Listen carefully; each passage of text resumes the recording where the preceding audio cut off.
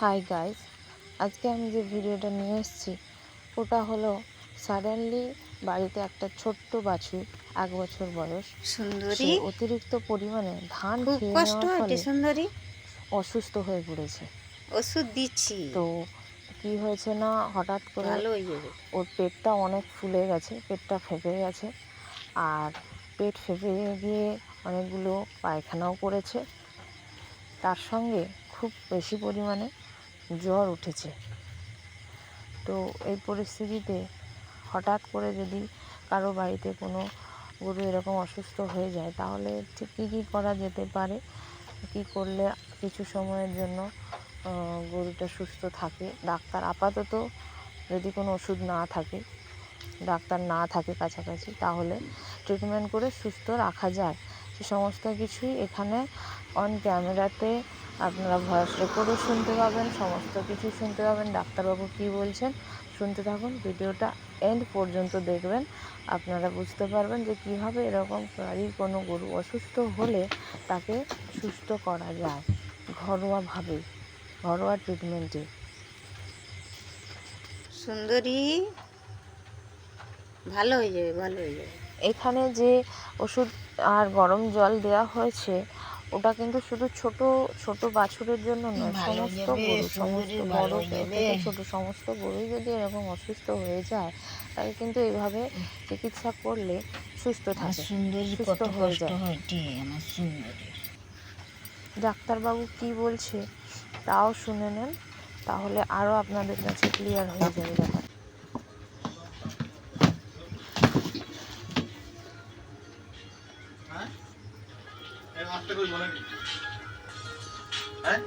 ক হ্যালো, আমি আর অন্যান্য কয়টি সে দত্তাওয়ালার ঘরে এরা বাছুর একটা ধান খায়া পেট ফাঁপিয়েছে। তুমি আইসো না একটু, পেট ফাঁপে আর ছটকাটি ডাইজিন ও মানুষ যোগা খায়, ডাইজিন 3টা খাবার হয়েছে, তারপর একটু কম তোলো যে আবার আবার সতন পেট ফাঁপে ছটকায়। ধান কালকে খাইছি।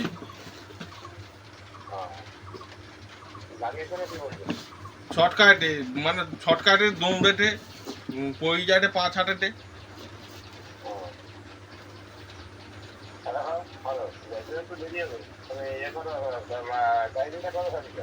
ডাইজিন ও তো ঘন্টাখানেক আগে 3টা বটি খাওয়া হয়নি। হ্যাঁ,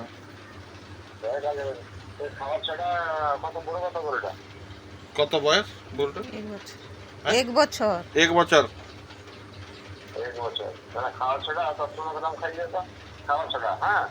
10-15 গ্রাম। আচ্ছা, হুম হুম, মানে জলে গুঁড়িয়া নাকি? আচ্ছা,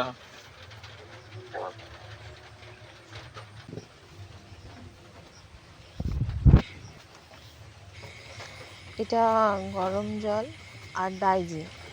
আমরা যে ডাইজিনগুলো খাই হজমের জন্য, সেই ডাইজিনগুলোই কিন্তু খাওয়ানো হয়েছে। 3টে ডাইজিন আর গরম জল কিছুটা খাওয়ানোর পরে এখন গরুটা আগের থেকে অনেকটা সুস্থ। আগে যতটা কষ্ট হচ্ছিল এখন মনে হচ্ছে কষ্টটা একটু কমেছে। তো বারবার চেষ্টা করছে ওঠার জন্য, উঠে বাইরের দিকে বেরিয়ে আসার 25 চেষ্টা গ্রাম করছে, খানা লেগছে। কিন্তু পেটটা ফোলাটা এখনো সম্পূর্ণ কমেনি। পেটটা বাইটা ফোলাটা অনেকটাই দেরি আছে, হয়ে আস্তে আস্তে কমে যাবে। কমিয়ে গেল, তো আবার সেই হইল জন্য ও বাইরে দৌড়ে বেরিয়ে যেতে পারছে না, বারবার ওঠার চেষ্টা করছে। একটু টাইম লাগবে কিন্তু সুস্থ হয়ে যাবে, কারণ ডাক্তারবাবু বললেন। তো ডাক্তারবাবু যেটা খাওয়ার সোডা আনার কথা বললেন সেটা তো এই মুহূর্তে পাওয়া সম্ভব নয়। তো দোকান না খোলা পর্যন্ত সকাল হলেই ওইটা খাওয়ানো হবে। তো এখন আপাতত প্রাইমারিভাবে খাওয়ানো হয়েছে গরম জল আর ডাইজিন খাওয়ানো হয়েছে, যে ডাইজিনগুলো আমরাও খাই। আমাদের শরীর খারাপ হলে, মানে অ্যাসিডিটি প্রবলেম হলে আমরা যেটা হজমের জন্য ডাইজিন খাই, সেই ডাইজিন কিন্তু বাড়িতে থাকলে ওইটা গরুর যদি পেট ফেঁপে যায় তাহলে ওইটা খাওয়ানো যেতে পারে, তাতে কিন্তু কোনো ক্ষতি হবে না এবং গরু সুস্থও হয়ে যাবে।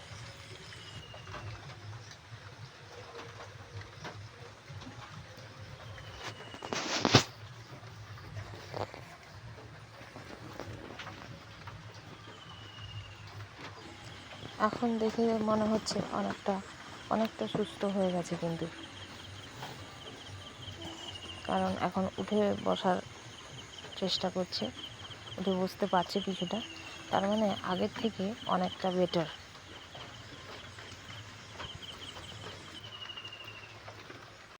গাইস, এটা গরুটা যে ছটফট করছিল কিছুক্ষণ আগে, এটা জাস্ট তার 10 থেকে 15 মিনিট পরের ভিডিও। 10 থেকে 15 মিনিট পরে কিন্তু গরুটা সুস্থ হয়েছে, অনেকটাই সুস্থ হয়েছে এখন দেখে যেটা মনে হচ্ছে।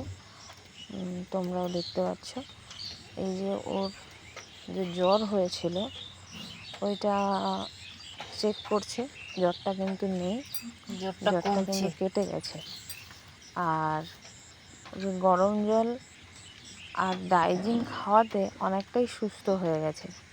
এদিকে ডাক্তার বলছিল যে খাওয়ার সোডা খাওয়ানোর কথা, কিন্তু সেটা তো এখন, এই ঘটনাটা ঘটেছে তো রাতে, অলরেডি তখন টাইম হয়তো 4টে, ভোর 4টে, রাত থেকেই হয়েছে কিন্তু ভোরবেলাতে জানতে পারা গেছে।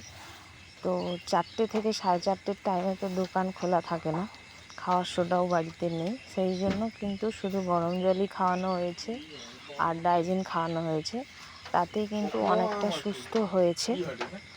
বাকিটা সকাল না হলে আমরা তো আর কিছু করতে পারবো না। ডাক্তারবাবু আসতে পারেননি, উনি ফোনে বলে দিয়েছেন উনি ভোরবেলাতে আসবেন, তারপর উনি যা মেডিসিন দেওয়ার দেবেন। কিন্তু সাডেনলি যদি এরকম কিছু ঘটনা ঘটে, বাড়িতে কোনো গরু অসুস্থ হয়ে যায়, তাহলে আপাতত এই ব্যবস্থাটা নেওয়া যেতে পারে। বাছুরটা কিন্তু সুস্থ হয়ে গেছে। তো আজকে এই পর্যন্ত।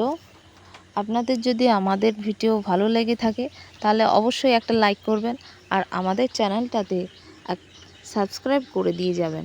সবাই ভালো থাকবেন। Thank you.